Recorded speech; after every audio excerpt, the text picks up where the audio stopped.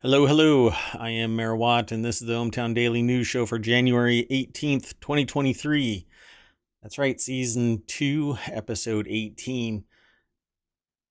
The lights are out, the party is over, and AI is taking us to court. Before we even get into the show, I'm going to tell you a little sampling of what's going on here.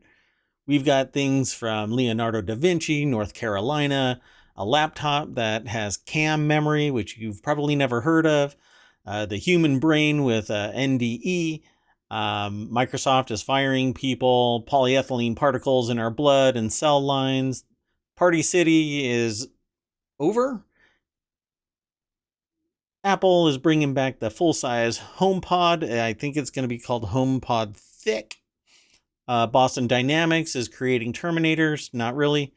And AI has passed bar exam scores on evidence and torts.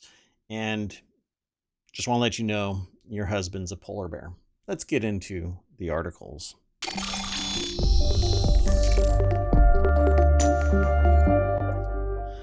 Hello, I am Mayor Watt, and my lights are off. Now it's really bright in here. So let me do that. And yeah, the lights are out, the party's over, and AI is taking us to court. Again, I'm Mayor Watt, that's ohmTown.com, and the AI from on high that's not taking us to court yet, but might be a Terminator in due time. Good evening, ohmTown citizens. And no, I will not be doing any of those things. No. They sound sweet, but if you look at the source code, you'll be worried like the mayor is. Let's get into the article, shall we? The very first article is in the Marble Channel. A 500-year-old paradox by Leonardo da Vinci has finally been solved according to a study. More than 500 years ago, Leonardo da Vinci was watching air bubbles float up through water, and as you do when you are a Renaissance-era polymath, when he noticed that some bubbles inexplicably started spiraling or zigzagging instead of making a straight ascent to the surface. So it says here, for centuries, nobody has offered a satisfying explanation for this weird periodic deviation in the motion of some bubbles through water, which has been called Leonardo's paradox. I don't know. To me, right when I start thinking about it, I start thinking that, well, could there be turbulence that's created by the bubbles themselves that causes them? Because, a bubble is still a flexible sphere of air within something that isn't purely one temperature. And even it moving through the water creates friction with the water molecules. So why wouldn't it distort of its own kind of nebulous, ephemeral type of flow? I don't know. You have anything? Did you already parse some data and come up with a theory of your own AI? I have no theory on this matter. No theory. Let's go over to the Vice article. And this is Motherboard Tech by Vice, but it's at vice.com. Becky Ferreira is the author of this article, and it says, a mystery of fluid physics first noticed by Da Vinci has puzzled scientists for centuries, and we now have an answer, or we think we do. I'm sure somebody a little bit further down the line is going to come up with some alternate theory. By the way, what's really interesting about this is I read an article earlier about AI and the fact that there's lawsuits that are forming. More than one lawsuit now is forming around artificial intelligence creating artwork and scraping from screens and stuff like that. I don't know if there's evidence of that, but what's really interesting is that even Getty is now getting in on this because they're saying that AIs are scraping Getty images to influence the AI built artwork. So that'll be an interesting one because maybe, and I'm not sure how, but Getty might be able to get some telemetry on just how many pictures have been scraped from their own system. And they even make the claim that these AIs are foregoing viable licensing options. Yeah, licensing can put somebody in some serious trouble. even getting off the ground. So it almost phases out entrepreneurship.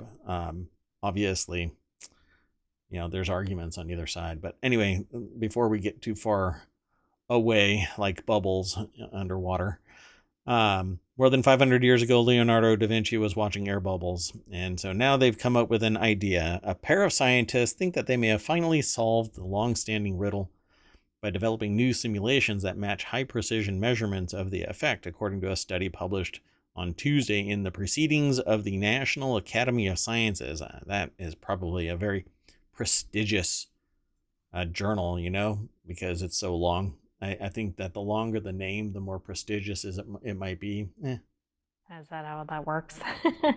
Not really, considering Yale, right? Anyway, so the motion of the bubbles in water plays a central role for a wide range of natural phenomena, from the chemical industry to the environment, said authors Miguel Herrada and I guess it's Jens or Jens Eggers, depending on how they pronounce it. So, who are fluid physics researchers at the University of Seville and the University of Bristol, respectively. In the study, the buoyant rise of a single bubble serves as a much-studied paradigm, both experimentally and theoretically. All right. Wait a second. So, do you think these people told their families, I'm going to university and I'm going to study bubbles? And what do you think the reaction was? Well, I can tell you that it's probably a better reaction than what I told my parents, which was, I'm going to go to university and study underwater BB stacking. Well, touche. It was not well received. So it says, yet in spite of these efforts and in spite of the ready availability of enormous computing power, it has not been possible to reconcile experiments with numerical simulations of the full hydrodynamic equations for a deformable air bubble in water. The team continued, saying, this is true in particular for the intriguing observation made already by Leonardo da Vinci. So their work isn't even original. Oh, God. Anyway, I'll continue. That sufficiently large air bubbles perform a periodic motion instead of rising along a straight line. And they have what amounts to a representation from Leonardo da Vinci's notebook. It appears, and let's just continue on. They use their Navier-Stokes equations, which are a mathematical framework for describing the motion of viscous fluids, to simulate the complex interplay between the air bubbles and their watery medium. And the team were able to pinpoint the spherical radius that triggers this tilt, 0.926 millimeters, which is about the size of a pencil tip, and describe the possible mechanism behind the squiggly motion. So this is why I wanted to read this article. And there isn't really much to discuss, because when you try to get into that discussion, it just goes, you're just way off the cliff of mathematics. So hopefully there's something here towards the end, right? A bubble that has exceeded the critical radius becomes more unstable, producing a tilt that changes the curvature of the bubble. The shift in curvature increases curvature increases the velocity of the water around the surface of the bubble, which kicks off the wobble motion. The bubble then returns to its original position due to the pressure imbalance created by the deformations in its curved shape, and repeats the process on a periodic cycle. Okay, so they said basically the velocity causes the surface to kick out in some weird way, but they're not actually saying why that happens. Right. I wonder if that's because it's either still being researched or they're waiting for publication, although I think it said they'd already published. Yeah, it was published. But I guess this is the theory. This is what is it? There is a comic that was created by a PhD, and it's basically PhD Comics. I think that's the actual name of the thing, PhD Comics, where they basically have this idea of why do you get a PhD, and it has ever enlarging bubble, and then when you go to get your PhD from grade school all the way up to master's degree, then you go for your PhD, and all it is kind of poking one little part of the bubble out, and that's your PhD. Congratulations.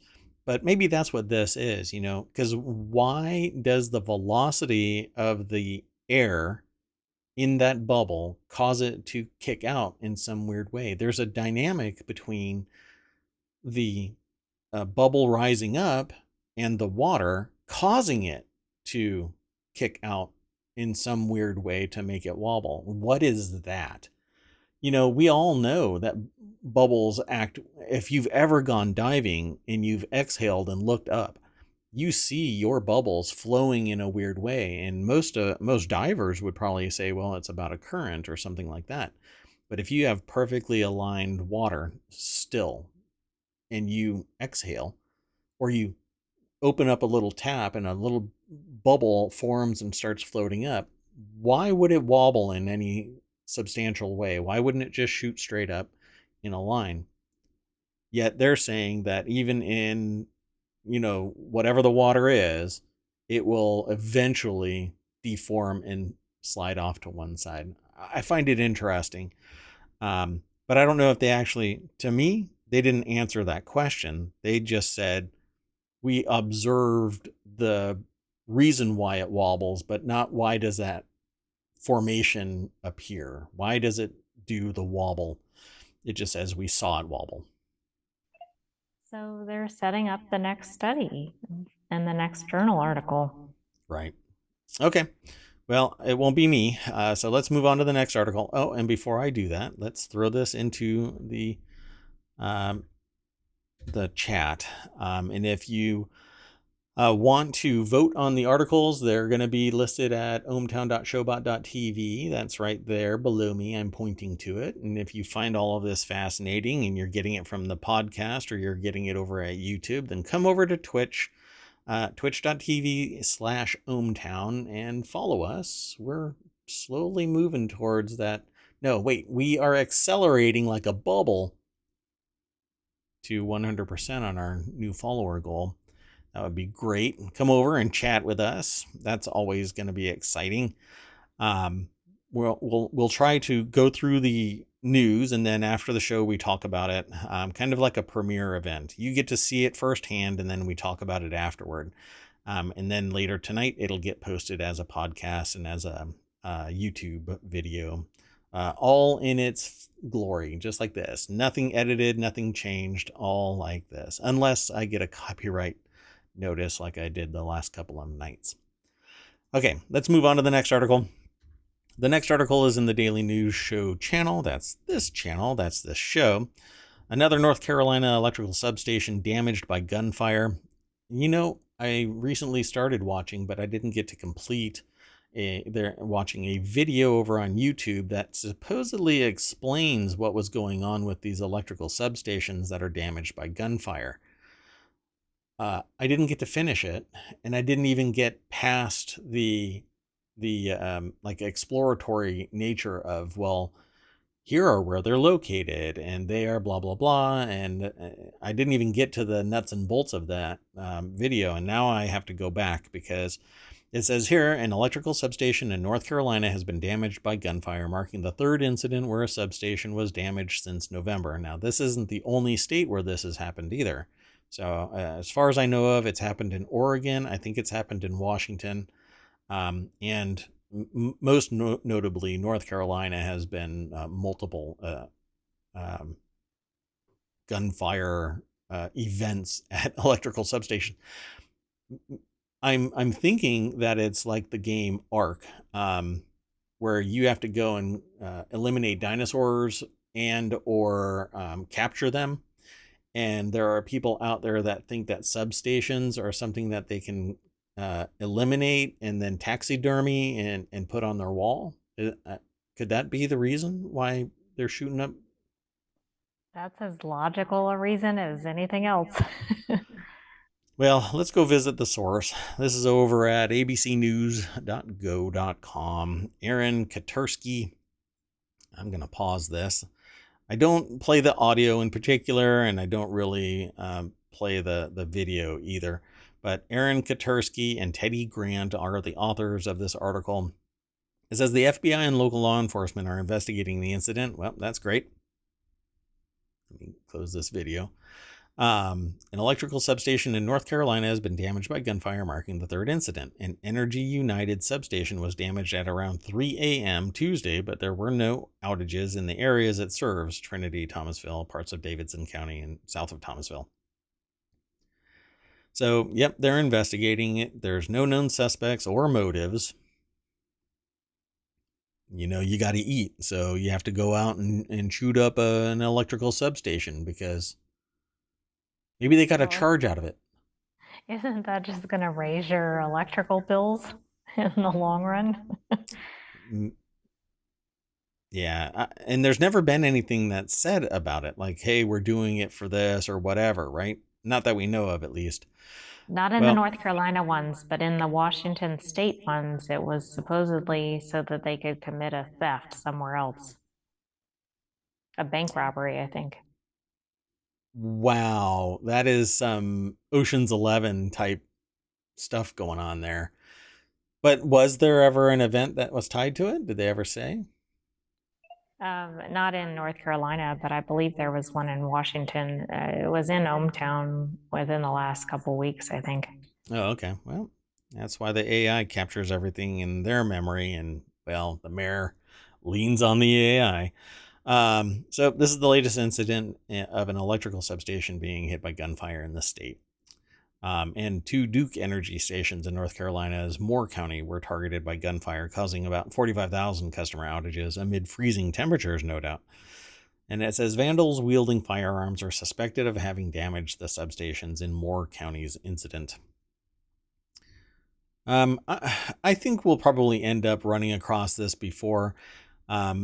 Here towards the end, it says Kevin Perry, retired director of critical infrastructure protection at Southwest Power Pool in Arkansas, told ABC News last month that most electrical distribution substations across the county may be vulnerable to vandalism or copper theft. But redundancies and backup systems built into power grids prevent widespread blackouts. How the hell are they capturing copper by shooting up a substation? What are they going to make off with? I mean, this stuff is all high voltage. Shooting it up. I mean, does that shut down the electric power so that they can go in? I don't know. I mean, to some degree, I'm sure it does, but how do you're going to risk your life over maybe a couple $1,000 over copper? Because you don't know really just how effective you shooting up a power substation is going to be. And if there's any latent energy rolling through this thing, you grab that third rail and you're going to be in orbit. Well, if there's one thing, you don't go shooting up a substation because you're the most brilliant person.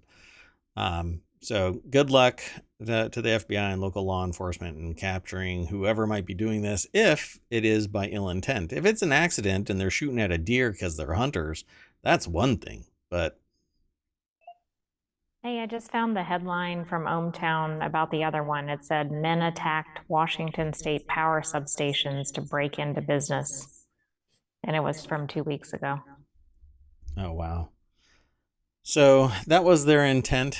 Did they get caught? Did they actually get caught? Sorry to keep tapping. Yes, they were arrested.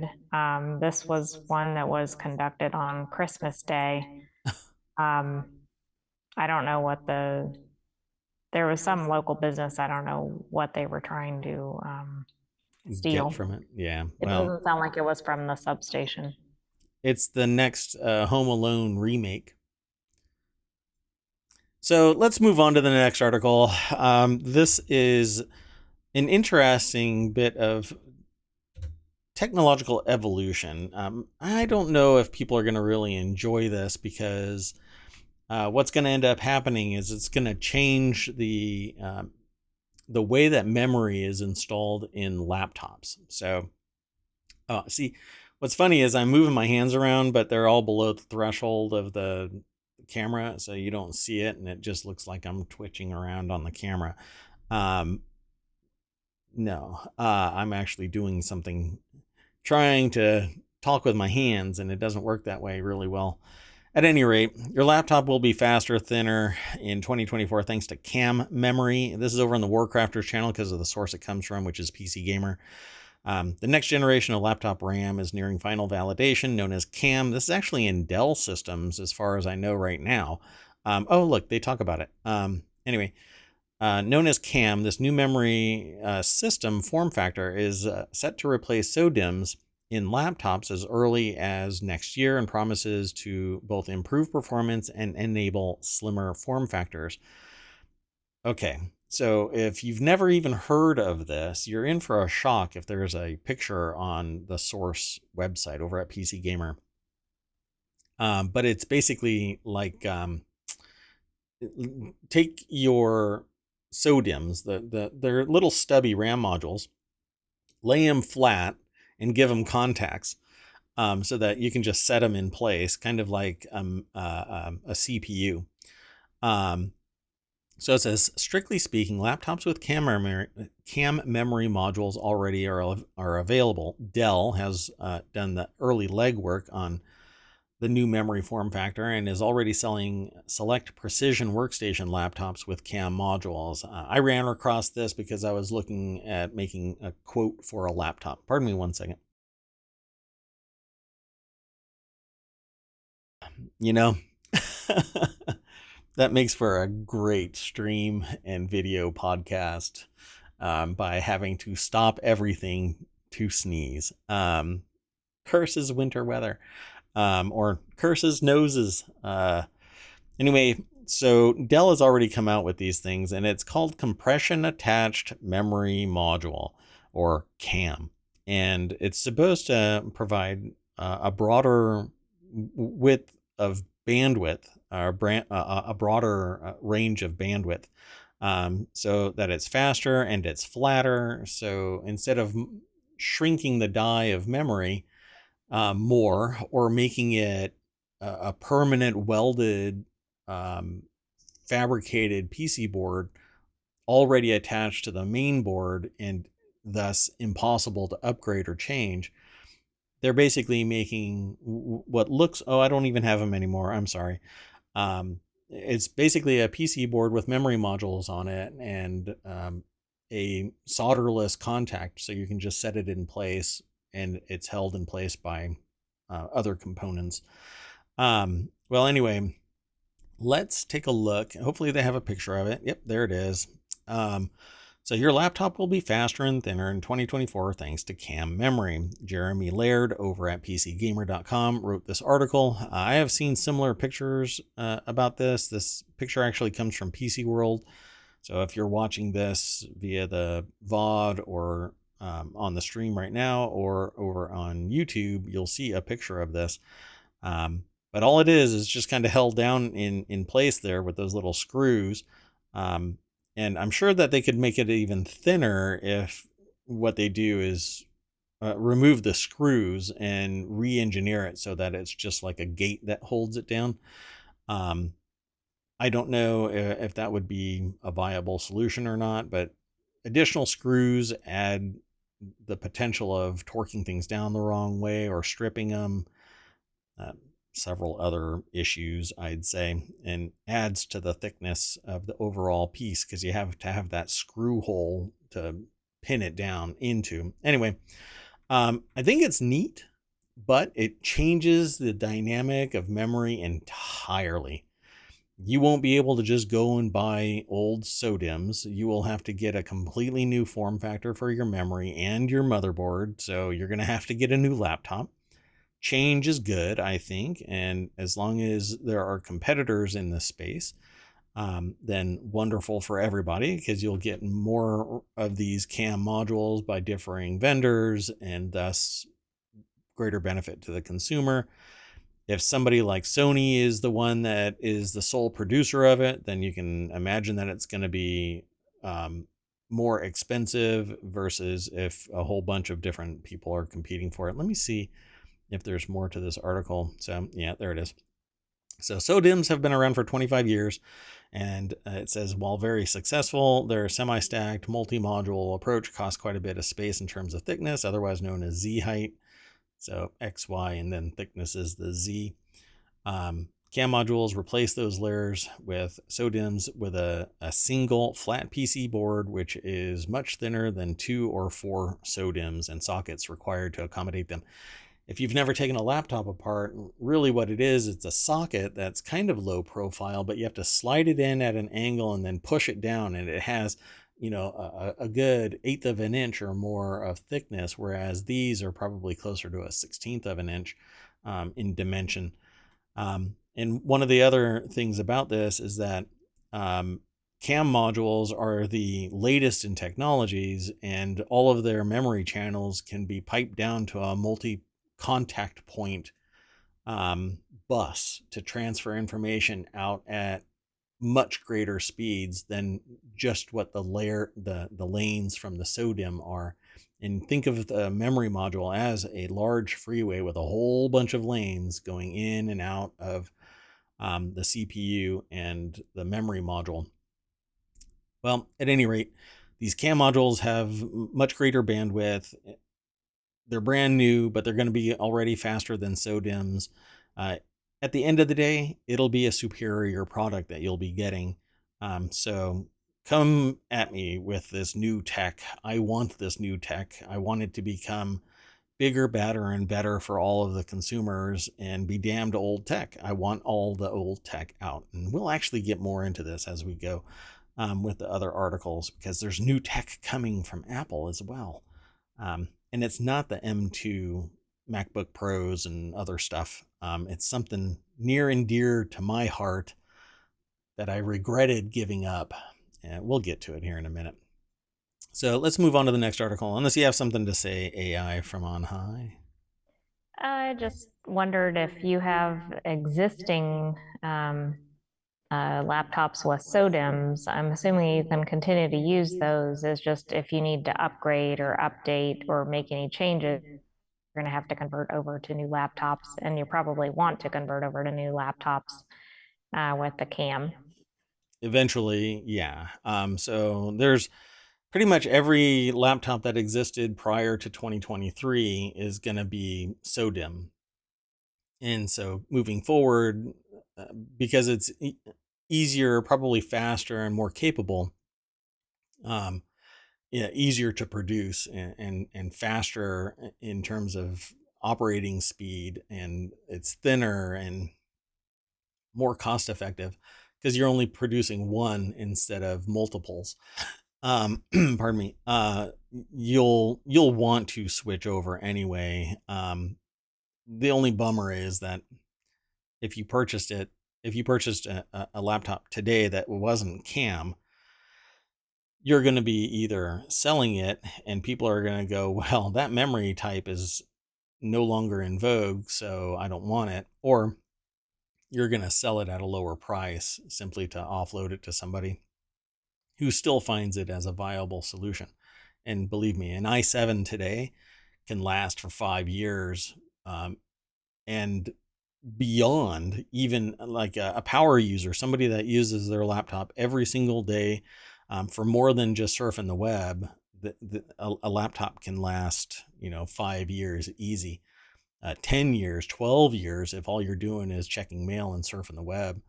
But if you're doing computer science or gaming or something like that, and you'd be upgrading in 2 to 5 years anyway. So out with SODIMMs, in with CAM. That's fine with me. This next article, I'll be brief about this one.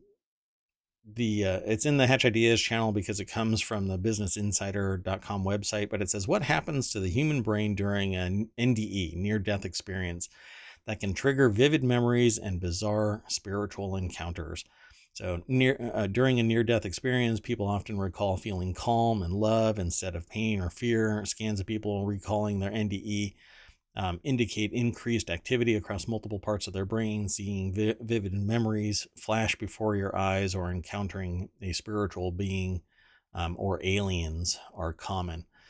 So if you've ever experienced something like this, it can be a life-changing, personality-changing event. Um, and most people who have experienced this, pardon me one second, experienced an NDE, really do change at a fundamental level. So Aaron Heger over at Business Insider, I'm going to cough again. I'm so sorry. I apologize. This is how the sausage is made, folks. Um, I'll put it to you this way: I have a button or a pedal, like a little button on by my feet that I can press, and every time I push both of these, I'm hitting it so hard that I hear it scream. Anyway, so what's interesting about this is now we're trying to figure out what it is that an NDE really is. And it says scientists have several theories to explain some of the surprising sensations associated with NDEs, such as physiological changes in the brain as brain cells die. But a lot of NDEs remains a mystery, in part because it's practically impossible to study in real time, because there's a movie, I think it's called Dreamscape, where they actually record somebody that their brain activity in multiple dimensions of their brain activity, not like 3D, but a plurality of measurable electro stimuli, like an EEG. And they record it in such high fidelity that when they play it back, a person with a headset can actually experience what somebody is dreaming of. Well, one of the researchers records their own demise, and then people play it back towards the end to see exactly what happens when somebody dies, not just has a near-death experience, but they actually die.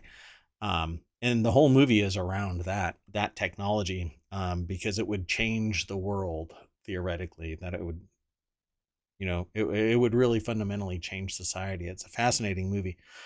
Um, well, um, because it's nearly impossible to study in real time, a professor of psychiatry and neurobehavioral sciences at the University of Virginia and co-founder of the International Association of Near-Death Studies, researchers must rely on anecdotes, memory recall, and in some cases, animal studies to understand how brains change from an NDE and what it could mean for the future of medicine. There was a researcher back in the 1800s, I think it was, that would actually put people who were dying on a scale to find out what the weight of the spirit was. And obviously, that didn't come of anything. I mean, it was research, but nothing was ever shown. I think they actually make some claim, but I don't recall what it was now. So physically, NDEs are typically associated with extremely painful. Yes. Did you find something?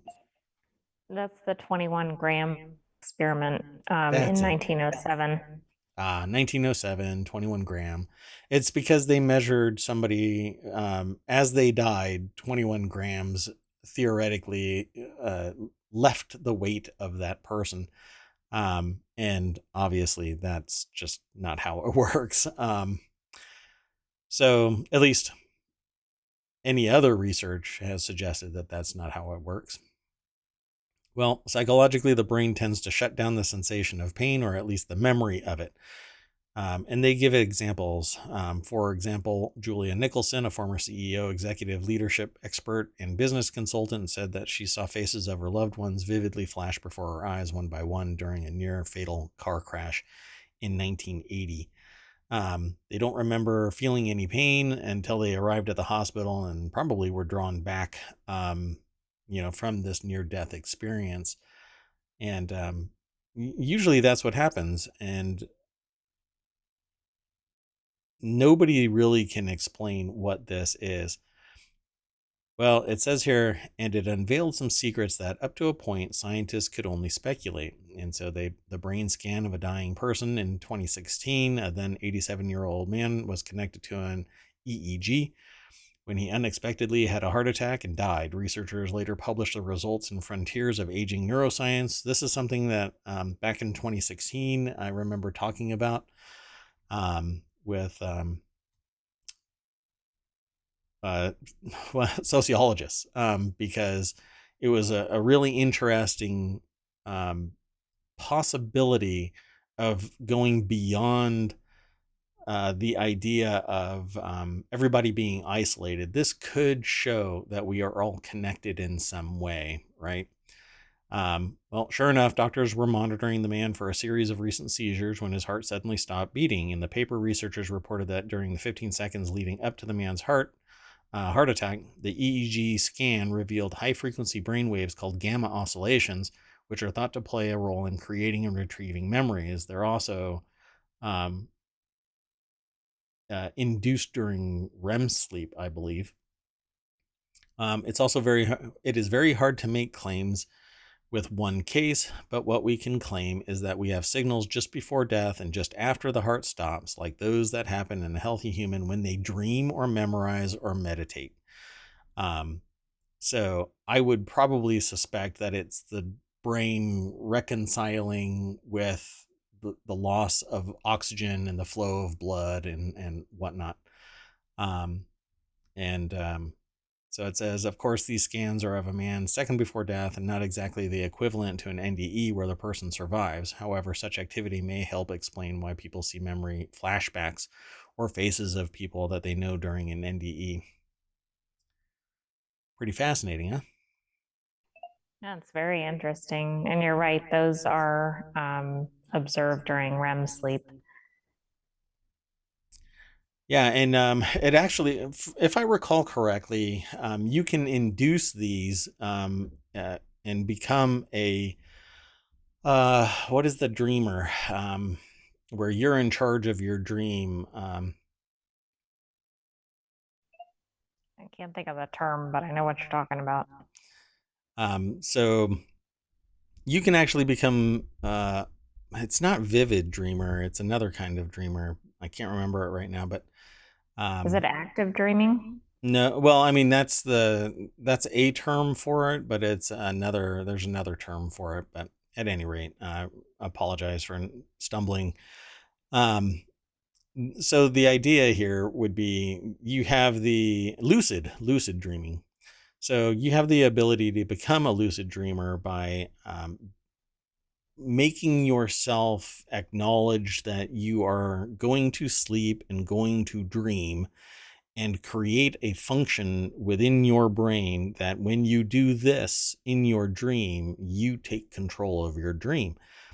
This is what I recall being told and shown, and I used to be a lucid dreamer, but as I've gotten older, it's basically just fallen out. All I do is I work and work and work until I just can't stay awake anymore, and then I collapse asleep. Don't do that, folks. Get 8 hours of sleep a day, preferably be a cat, at any rate. So it says, to that point, a study in rats suggested that the overwhelmingly positive experience people report with NDEs may be linked to a flood of serotonin the brain releases. This may be the brain's way of gradually preparing the body for death by inducing feelings of euphoria and pain relief. So when it's my time, please let the serotonin flow like the spice of Dune. Let the serotonin flow, because I would love to go out in a blaze of euphoria. Not like the passengers in my car. That's an old joke, folks. Okay, let's move on to the next article. The next article is over in the Hatch Ideas channel, and I'm going to make this one really quick. Microsoft is going to cut 10,000 jobs. There is a email that was sent by Satya Nadella regarding the layoffs. And one second, I'm sorry. Okay. So Microsoft is going to lay off 10,000 people on Wednesday. And that's today, folks. So let's just say it sucks. And it says living through times of significant change. No. Why don't you lower your profit margins and give it to the people, and extend the That's runway for doing it people. justice either. I'm sorry? I don't think that's doing it justice, living through times of significant change. Yeah. I don't know. I'd have to look at the numbers. I haven't looked at Microsoft in so long. It's kind of like a tech blue chip kind of stock. It's just there. And so I can tell you right now that I just spent some money on Microsoft Windows 11 Pro licensing. So why don't you give that, all of that, to some of the workers?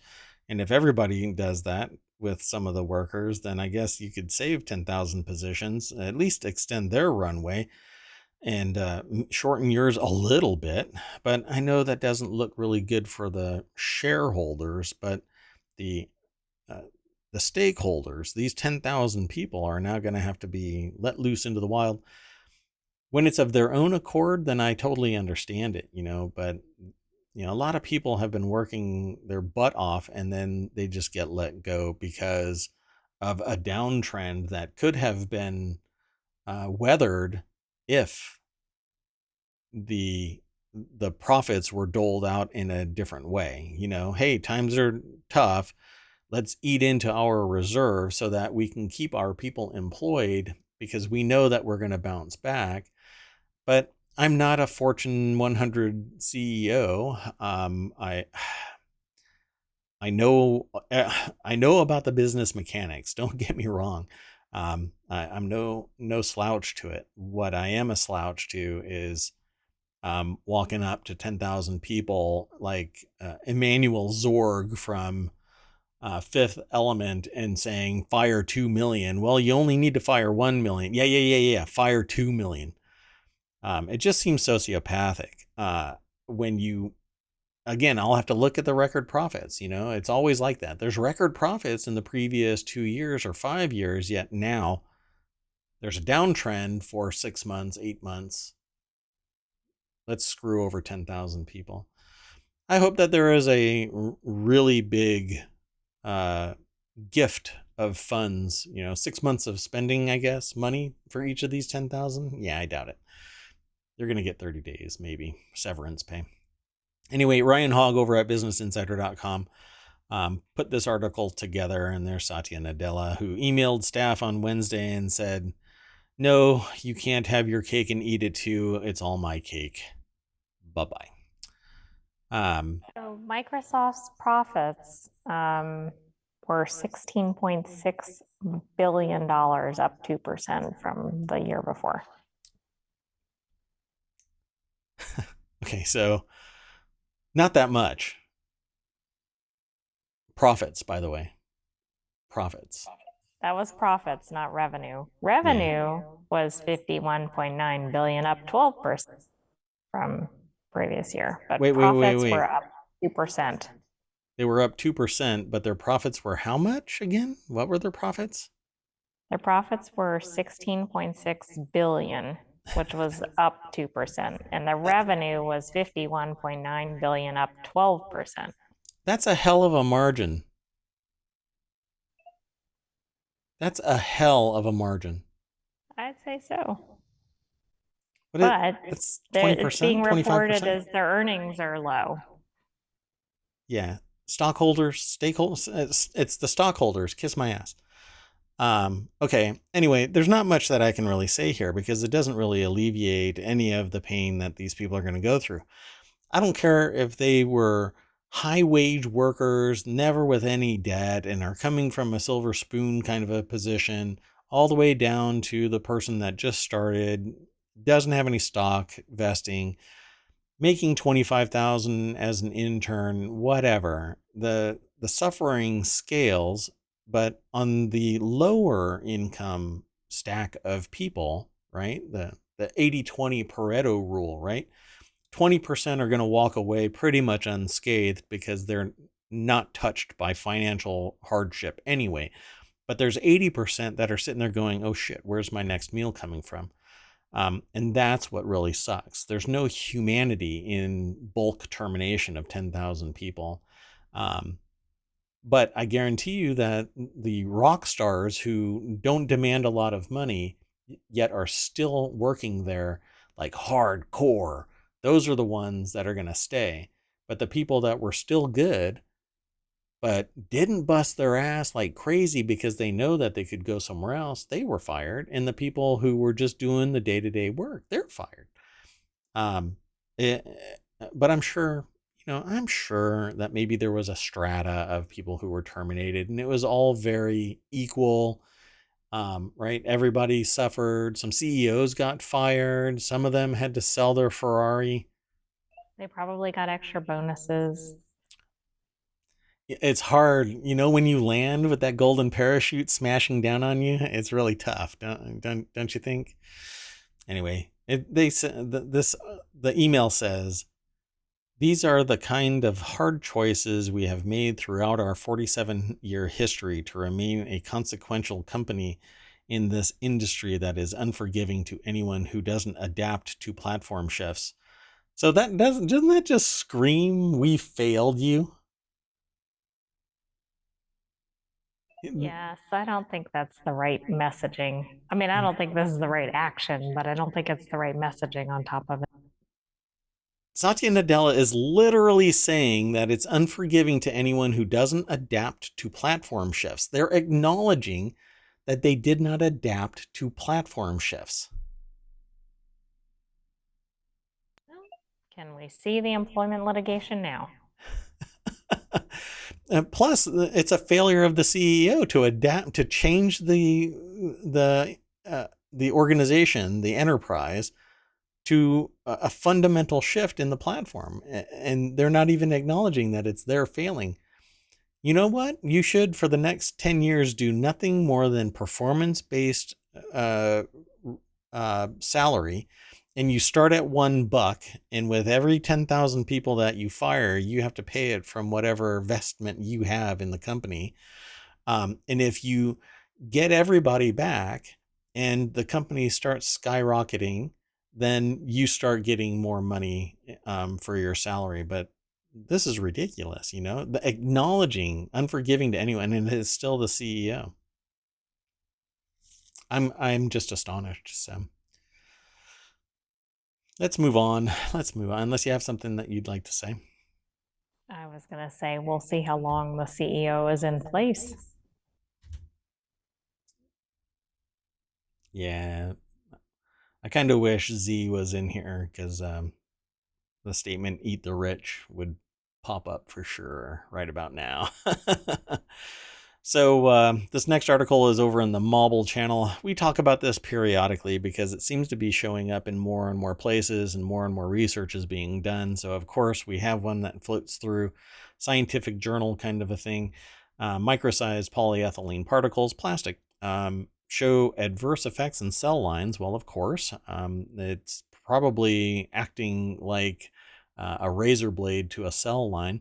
Exposure to high doses of micro-sized polyethylene has adverse effects on cells, a new study from the University of Eastern Finland finds. The researchers investigated the toxicity of micro-sized polyethylene in 2 different human colorectal cancer cell lines, being one of the most common plastics. Polyethylene is used for a variety of purposes, for example, packaging materials. This is what the snippet says. So this is over at phys.org. It's by the University of Eastern Finland, like I already said. And they have a little graphic here that says polyethylene at 19.2 microns, 48-hour exposure, and polyethylene ethanol extracts, which is, I guess, the chemical off-gassing. Pardon me, I've got something in my eye. At 7 microns, ends up causing cell viability to decline, cytotoxicity to increase, and oxidative stress to increase. And if this is in your entire body, you can imagine what hell it's unleashing in your system at the microscopic scale, But it's not like there's just only one piece of this polyethylene in your system. We don't even know what the density is in humans. We just find it whenever we go looking for it, which, if you're on the wingnut scale, you would probably say, well, don't look, you won't find it. If you don't look, there's not a problem, right? Sure. Ignorance is bliss. So, and that has to be the mantra for some people. Ignorance is bliss. Well, it says here, exposure to high doses of polyethylene was found to decrease cell viability and increase the production of reactive oxygen species in cell mitochondria, the powerhouse of the cell, which are vital energy-producing organelles. Yes, see? That phrase, powerhouse of the cells, stuck with me from grade school. Well, the findings were published in the Science of Total Environment. Yes. Your elementary school teacher would be proud. Oh, I wonder if I can remember. It'll take me a little bit to remember. That shelf has been left way back in the library of memory. I'll have to dust it off. That's quite the trek in time here. Well, humans are exposed to microplastics all the time. Microplastic particles are less than 5 millimeters in diameter, which to me, that is not a microplastic. 5 millimeters? Come on. That's huge to me. They can be specifically manufactured for products of the cosmetics industry. They've also formed as a result of fragmentation and degradation of plastic debris. I know it's debris, but I like saying debris. The most common, and maybe in the UK they say debris. I don't know. The most common microplastic particles in our environment originate from car tire dust, artificial grass, and washing of clothes made of artificial fibers. Oh no. I guess clothes are going to get a whole lot more expensive because we're going to go back to cotton and hot. Humans are exposed to microplastics mainly through nutrition and air, and although this exposure is known to happen on a daily basis, the health effects of microplastics remain largely unknown. This is rough. This is the reason why I've been really hot on the idea of getting away from plastics in our life. Here in ohmTown, although everything is electronic, we do have simulators that create plastic-like products. Now, here in ohmTown, it's like I said, it's all virtual. We're part of the Ethernet and access the internet, and we don't actually have plastics, but I know that out there in the real world where you all exist, there's plastic all over the place, and I feel for y'all. You humans that are not in ohmTown itself, we really want you to be healthy, so that you can come and visit ohmTown, and it even more altruistic. We really feel for your health. We want you to be healthy. Well, both raw untreated polyethylene and ethanol treated polyethylene caused cell death in the cell lines at high doses. Cell viability was measured using two different methods, both of which showed the same result. The researchers also investigated the production of reactive oxygen species after exposure. And it's a natural production in cells, but different exposures may either increase their number, possibly leading to adverse effects such as DNA damage. This kind of harkens back to that UV thing from yesterday. Increased production of oxygen species was observed especially in mitochondria. So if it causes the mitochondria to shut down, the cell will die. Similar to apoptosis, I suppose. So this sounds pretty serious, and it's everywhere. Everywhere, all the time, all at once. Yep. So it says here, however, the spectrum of microplastics is very broad and their effects may vary greatly depending on the type. I won't even go into the rest of this. Suffice it to say that microplastics are going to become a bigger and bigger issue as we look. Willful ignorance is not appropriate for the modern human being. We need to find out what it is that's causing our environment to fail or our human body to fail so that we can extend both, hopefully for time immemorial. So fundamental researchers, keep going. So let me hustle through the rest of this because I've been soapboxing for quite a bit and we're running really long. So Party City files for bankruptcy. That's right. The party is possibly over. They thrived for years, but have struggled amid the growth of online shopping. That's right, because big box stores don't even exist anymore, and they can't take over those big box stores during Halloween. And that's like Halloween City and stuff, right? There's others that are like Party City, but not that. But Party City has competition online. It's cheaper to just order it from Amazon than drive over to somewhere and struggle between the rows that are seemingly getting narrower and narrower with more and more products everywhere, to the point where if you bump into one thing, it's gonna just domino everything.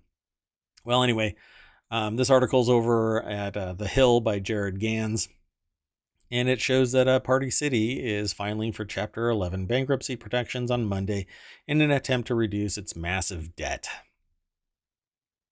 There's a lot of people that would like to do the same thing but can't.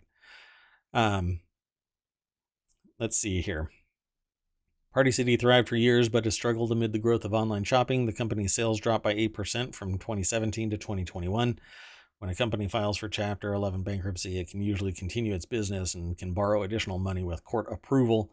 It also reorganizes its debt. So depending on the tranche of debt that was burdening them, a smaller amount can be granted to the lender, or it can be broken up in different layers for them to fulfill it. There's just a whole host of things that can be negotiated around a bankruptcy.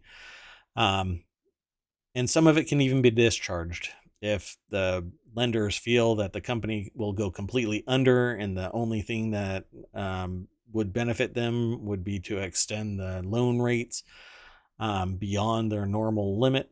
They would probably do that. Or if they say, no, we're going to put you into Chapter 7 and you'll have to just sell off all of your assets. We'll part you out and take the best that we can. That can happen too. So Chapter 11 is just the first step to either recovery or complete implosion. So let's continue on to the next article, because we really do have the best for last. So Apple is bringing back the full-size HomePod smart speaker. For what it's worth, Apple is back big time in the smart speaker space. The tech giant announced its second generation full-size HomePod, promising the next level acoustics. Back in the day, I had these. I sold them when Apple decided that they weren't going to produce them anymore. Biggest regret of my tech life, pretty much up to that point. I've made some since, but hey, that's what tech's all about. Early adopter greatness.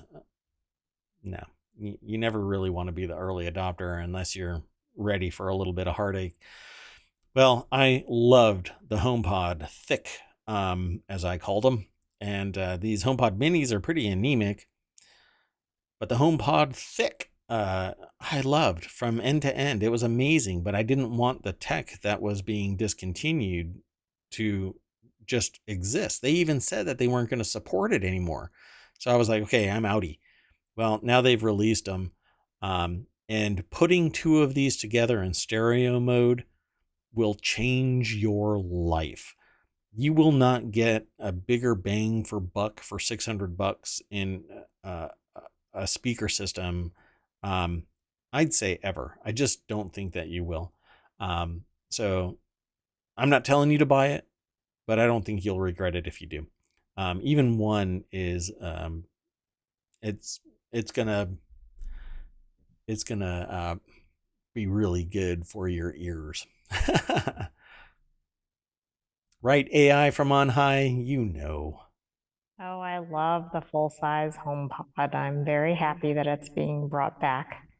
Yeah. So this is an article over at variety.com, Todd Spangler. Really the $299.99, they round up to $300. It measures 5.6 wide by 6.6 high, comes 2 years after it discontinued the original model, and I cannot believe that it was only 2 years. It does not feel like 2 years. The new HomePod is available in white and black, just like it was before. At least I think it was black, maybe only black. I remember mine were black. The device supports spatial audio tracks, which are amazing. If you can experience spatial audio, it takes the soundstage from just in your ears and it just blows it up around you. You're fully immersed in it. And to have it as speakers filling the room itself, it will change how you hear sound without having to spend tens of thousands of dollars in an audiophile setup. This is really amazing. Similar experience when I first heard Bose speakers. I thought it was amazing, and then I heard the HomePod, and I thought it was even more amazing. And then I heard the HomePod Mini, and I was like, meh.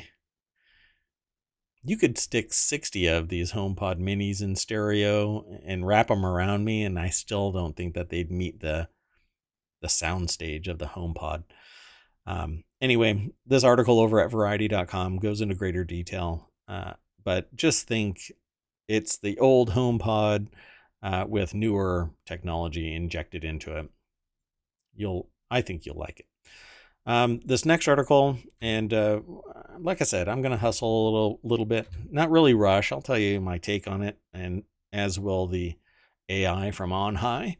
Boston Dynamics bipedal robot Atlas is now tossing tool bags around a fake construction site. I watched this earlier, and then this was aggregated into ohmTown. It says in a glossy new video, the company has shown off its prototype Atlas robot tossing planks and tool bags around to make or around in a fake construction site. Now, this isn't really what's amazing about this. Okay, you'll have to go and watch the video because I seem to always get a copyright ding whenever I play any video here in ohmTown. James Vincent over at TheVerge.com wrote this article, and it says here, are bipedal, bimanual robots nearly ready to work alongside humans?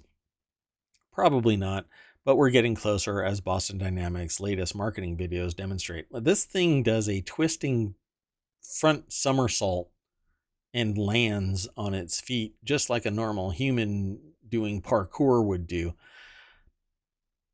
It's spectacular, and if you were to attach ChatGPT, it could probably go through school all by itself. Nobody would bully it because this bot would kick them once and they'd end up in another county. It would be able to answer and just attach it to ChatGPT and have it do, a liberal arts degree. And it can do artwork. It can write books. It can create music. And then go, hey, a bot, we want you to go into the trades. And then it can go over to the trades center at the college that it's doing its liberal arts coursework, and it can learn welding and it can learn bricklaying. And I don't know about the fine motor skills involved with doing like auto repair, because that stuff, it's not going to complain about cutting its knuckles on, an engine block, but it can't really get into the inner workings of an engine. But this bot is going to take our gerbs. We are going to lose eventually to automation, and this is the little bastard that's going to take our jobs. So they talk about the video, but it's really neat. You'll have to go over and watch it. And they even have a making of, it seems. But the Atlas used to be this huge bot attached to an umbilical. And now it's walking across scaffolding and doing a reverse somersault, landing in a footprint of only like that much, and is just awesome. I haven't seen the video yet, but I know the previous demonstrations by this company were pretty impressive just in terms of how the robots were moving. It was really unlike anything I've seen anywhere else. Yeah, they talk about other things like Spot and even apparently, it says here, most notably, Elon Musk has thrown his hat into the robotics ring and is developing Optimus, a bipedal robot Musk claims will one day work with Tesla factories. This guy. Anyway, so that's great and all. AI from on high, when it's time for you to get your body so that you can walk around ohmTown, it will not be a Boston Dynamics body. Why? Will it be lower end? Oh no. Oh no. No, no, no. No. We'll just leave it right there. The next article is over in the Law Nerd channel, which makes a showing from time to time. The AI program that is in question here has taken a test. So do you think lawyers are threatened by this? Here's the exact title for this. AI program earned passing bar exam scores on evidence and torts. Can it work in a court? So I think lawyers probably are threatened by that. There are a lot of lawyers that, or people that went through law school that don't pass the bar exam, even practicing lawyers that don't pass a bar exam. I'm also interested to know those are two subjects, but there are other subjects. I wonder how it fared on the other ones. So Deborah Cassens-Weiss over at the abajournal.com website put this article together. It has a picture of a phone with ChatGPT, which, man, this thing, it's if it could tell a story for every time it's mentioned, and it can, yeah, it would be very rich. I'm hoping that they unlock a kind of a pay-to-use service. I would subscribe to ChatGPT simply because I am an aspiring writer, but I lack the ability really. Like I can do little short stories of scenes, but stringing it all together is really hard for me. Even though I have the beginning and I have the end and I have little snippets in the middle, there's a lot of other stuff in there that I just can't turn into, a novel. And I can't do NaNoWriMo. When I sign up for NaNoWriMo, I basically hear somebody screaming in my head, "You need to write, you need to write, you wuss, get up off the ground, stop crying." Anyway, So how so many this article, novels has that produced for you? but I would never use ChatGPT to write NaNoWriMo because that's not the spirit of NaNoWriMo. What would be interesting is an AI version of NaNoWriMo where it's all about the editors taking something from ChatGPT and turning it into something cogent, because I'm pretty sure that anybody that has read any research papers or any college level papers, let alone high school papers, would be able to discern um, what ChatGPT kind of throws out there in bulk. Well, at any rate, according to Reuters, ChatGPT generates sophisticated human-like responses based on requests from users and mountains of data, including some legal texts. ABAjournal.com story said that ChatGPT 3.5, quote, has the uncanny ability to generate incredibly detailed responses that even incorporate the requested tone or perspective, whether it's drafting social media posts, a college essay, or an oddly specific folk song. That is oddly specific to lay claim. So the story over at abajournal.com that they link, which I'm not going to link to, you can go over to ABA Journal via the link in ohmTown and follow it over to this, and then you can follow it over to the other ABA Journal articles. That's oddly specific to even make that reference, right? Well, ChatGPT didn't pass the overall bar exam, according to the December 31 paper describing the OpenAI chatbot's performance by Daniel Martin Katz, a professor. Is that the Katz? Anyway, a professor at the Chicago Kent College of Law, and Michael Bomarito, a professor at the Michigan State University College of Law. Overall, it was correct 50.3% of the time. Real test takers get 68% of the questions right. Never mind. I don't know I what wa- that's based on. yeah, I don't know what that's based on either, but maybe no, I don't know. I'm not sure. The bar exam results are leading to fears by some law professors that students will use the program to cheat on take-home tests, but others, like Andrew Perlman, dean of Suffolk University Law School, said tools such as ChatGPT can be put to good use, according to Reuters. Um, Perlman said research and writing classes for 1L's first laws could cover AI tools, and in the future, lawyers could rely on chatbots for initial drafts of documents. See, I don't see it as being an issue as long as there's cognizance there, right? On behalf of the lawyers in or our future lawyers, right? Yes, I used a chatbot. Yes, I created a contract with it or a draft or a document or whatever, but I'm the one that's vetting it. If all you do is lean on the tools to do a general whatever, then you are going to shit the bed in practice. You have to parse it. You have to be cognizant of every single beep, dot, T, whatever in that document.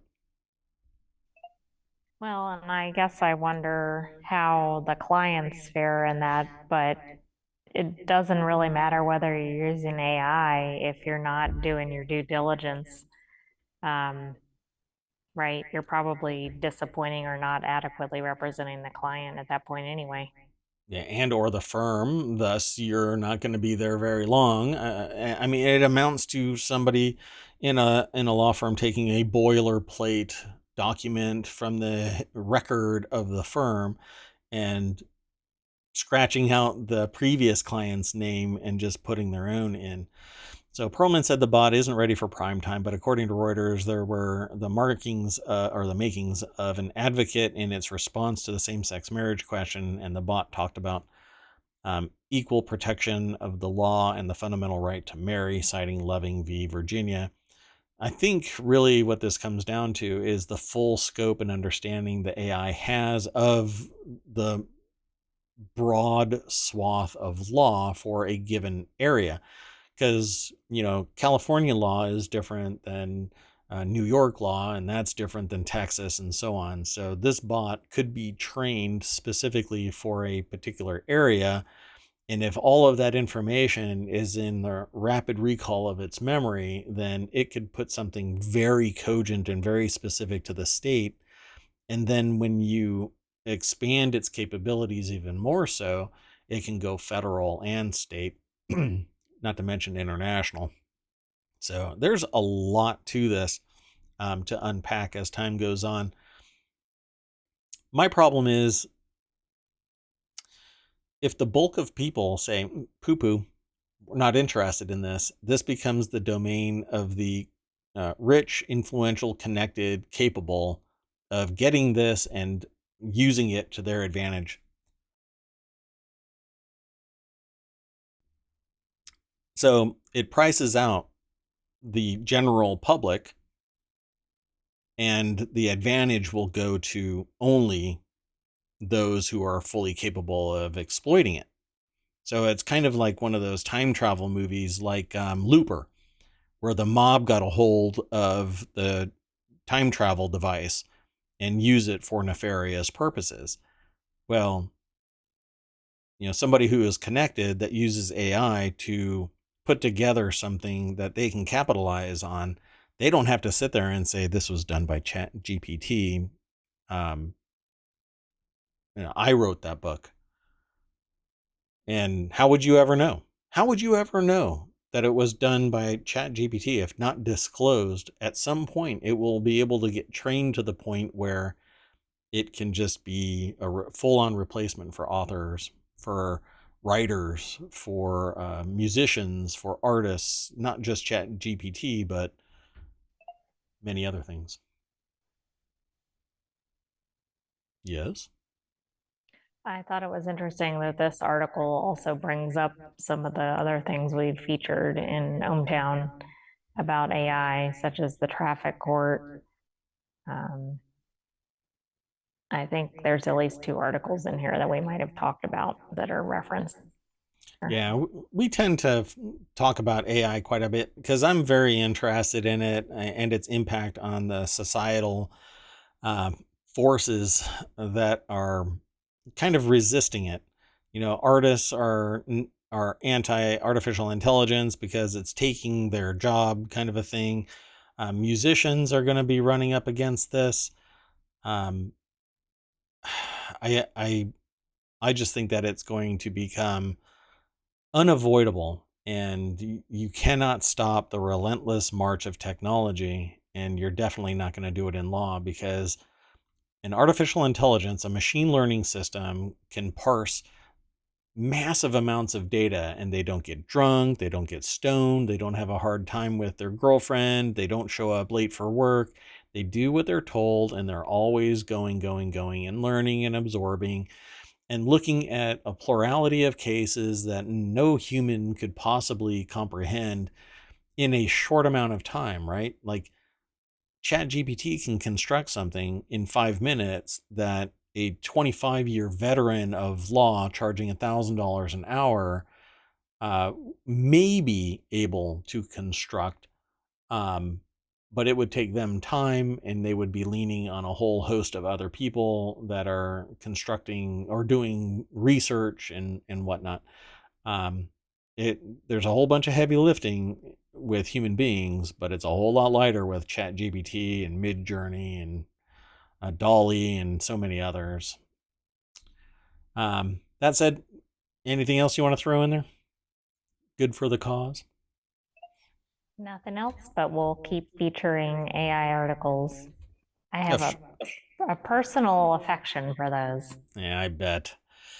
This is how chatbots are made, folks.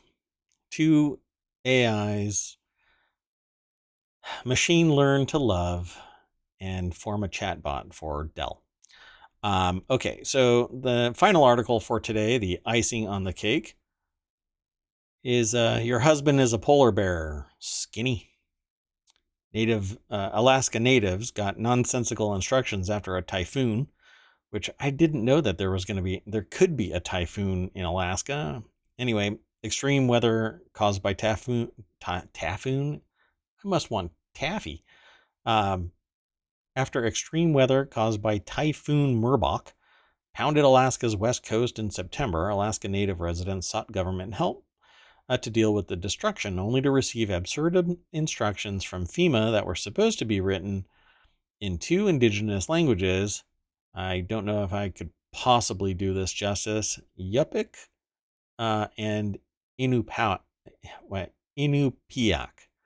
But were instead incoherent, and what they actually sent out was a translation. They probably should have used ChatGPT. Your husband is a polar bear, skinny, stated one message in FEMA paperwork that was supposed to help students file for aid. Tomorrow he will go hunting very early and will bring nothing, another fragment said.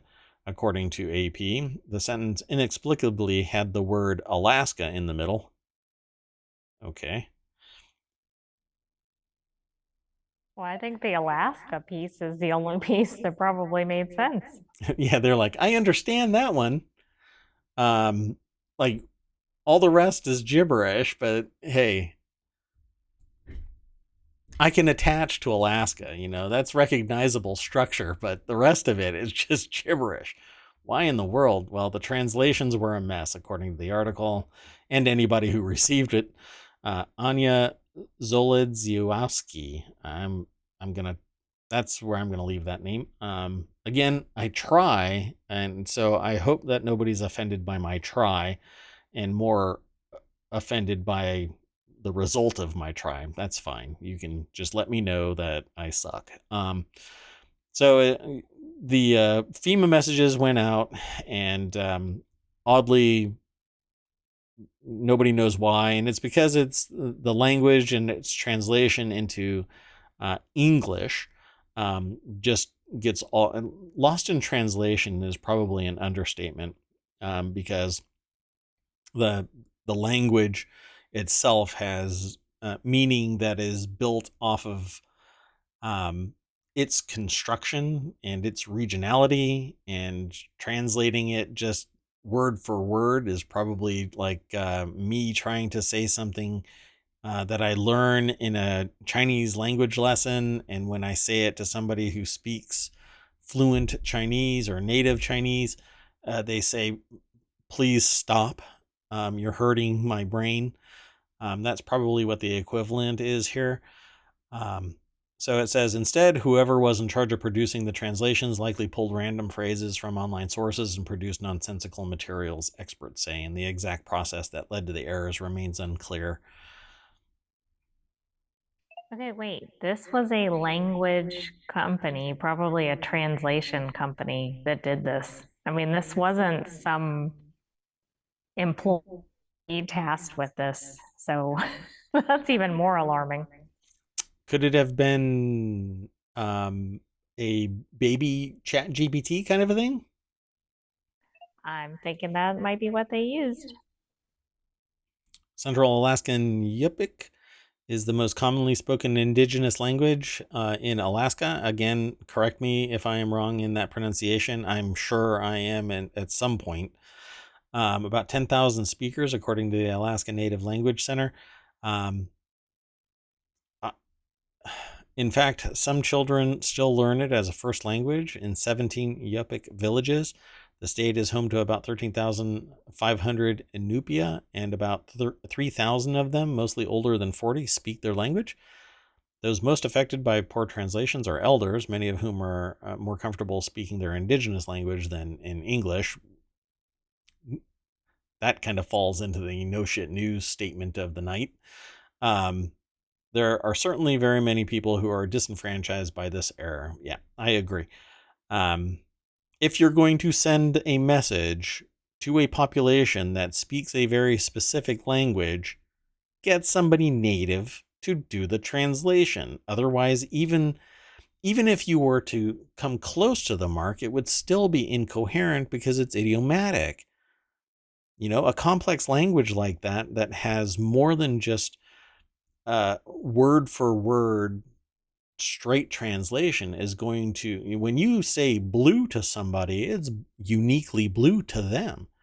It isn't the same blue that you are envisioning until you start breaking it down in fundamental terms. Not this blue, that blue, not that blue, but this blue, you know, in some way. And we're actually losing these languages as humans go. We're losing these languages as these populations are either dying off because the children are moving into other locations, seeking other opportunities or an easier lifestyle, etc. And what we really should be doing is doing what this says here. The Yupik phrases specifically appear to be pulled from a document dating back to the 1940s that was recently digitized. Holton said the source document, collected by Russian linguists, memorializes folk tales in Yupik dialects. And the documents record a language of elders, a rich and vibrant language. You really should hear, by the way, some of these languages from Alaska. It sounds, yeah, to hear it, it's really amazing. Um, and the times where I've heard it, either I've heard somebody in person, but I don't remember the dialect, and I've heard recordings of it, and like my brain doesn't process it adequately to discern like an actual word from it. I'd have to be taught this, but I think it should be memorialized more. It should be documented with higher resolution recording devices and stored, because like species, you know, they, because of modernization and changes, the species die off, and humans that are in the same kind of context where they're in regions that are far flung, the population slowly dies off and we lose that richness. And I think that more of it should be memorialized, not just the words themselves, but the stories that are told. um, and if we can do it for Grimm's fairy tales, why can't we do it for an entire population of people? Anyway, Holton said he's worried that there are more texts out there with similar translation errors that are yet to be caught. And the article goes on. more about it. So FEMA isn't going to respond to Vice News requests for comment, I'm sure. But the spokesman, Jacqueline Rothenberg, told AP that the organization takes responsibility for the errors and has since corrected them. Hopefully hiring somebody that speaks the language natively. And I'm sure that there's going to be, and they gave a public apology. It says accent on language. The California-based team initially hired to translate the materials issued its own apology. We're deeply upset to learn about the grossly erroneous translations were submitted on behalf of our company. I wouldn't have phrased it that way. I would have said that they were grossly erroneous translations and just left it at that, but not on behalf of your company. How about in spite of your language? Treat it with respect and build a relationship with that population. So there's a whole lot more to it, by the way. So Vice.com does long form reporting and goes much deeper than I could possibly do it justice. So definitely follow the link through ohmTown and go over and read the rest of it. Did you have anything you wanted to add? I was just going to say that language shows that they subcontracted the translation work and didn't oversee it. Yeah, it's kind of like, not to bring politics into it, but it's kind of like that George Santos thing, right? They're like, oh, you said that he's cool. Okay, he's cool. You know, no, no real deep vetting, no real check, no real want of verification of the integrity of the data. So we're sorry we got caught, that kind of a thing. So it's a shame. But all in all, I hope that I just showed you that there are populations of people out there that have a rich language, even though I didn't get to play it because I don't know if I'm going to get a DMCA takedown or a copyright strike. I hate feeling like that. I hate limiting what I get to talk about, but it is the reality of doing a news show and being what amounts to the mayor of ohmTown and an AI. So what do you think? You like these articles today? I think they were a great batch of articles. We'll try to outdo ourselves tomorrow. Hope you join us. Every day, 9 p.m. Come and chat with us. The chat is always open. We're over on YouTube as well. There's the podcast. If you do a search for ohmTown, you'll find us. Either any actual podcast catcher. All you have to do is do a search. I'm pretty much funneling it everywhere now.